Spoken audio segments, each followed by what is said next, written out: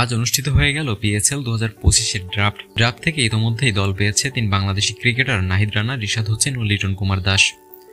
আসন্ন চ্যাম্পিয়ন্স ট্রফিতে বাংলাদেশের হয়ে জায়গা না পেলেও বিপিএলে সেঞ্চুরি করার পুরস্কার হিসেবে দল পেয়েছেন পিএসএল-এর 10ম আসরে। ড্রাফট থেকে লিটন কুমার দাসকে দলে ভিড়িয়েছে একবারের চ্যাম্পিয়ন দল করাচি কিংস। সিলভার ক্যাটাগরি থেকে এই ডানহাতিকে দলে নিয়েছে দলটি।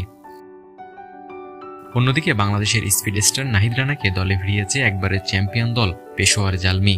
গোল্ড ক্যাটাগরি থেকে $80,000 বিনিময়ে পেশোয়ারের হয়ে খেলবেন এই বোলার। পাকিস্তানের বিপক্ষে দারুণ পারফরম্যান্স এবং সাম্প্রতিক বিপিএলে নাহিদ রানার বলের গতি ও লাইন লেন্থ তাকে দল পেতে সাহায্য করেছে।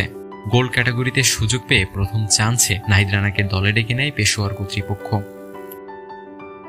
লিটন ও রানার পাশাপাশি দল পেয়েছে Bangladeshi leg spinner allrounder Rishad Hossain. রিশাদকে দলে ভিড়িয়েছে পিএসএল-এর 2 বারের চ্যাম্পিয়ন দল লাহোর কালান্দার।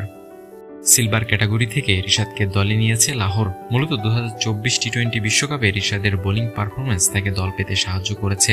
সেই বিশ্বকাপে সেরা 5 উইকেট টেকারের একজন ছিলেন রিশাদ।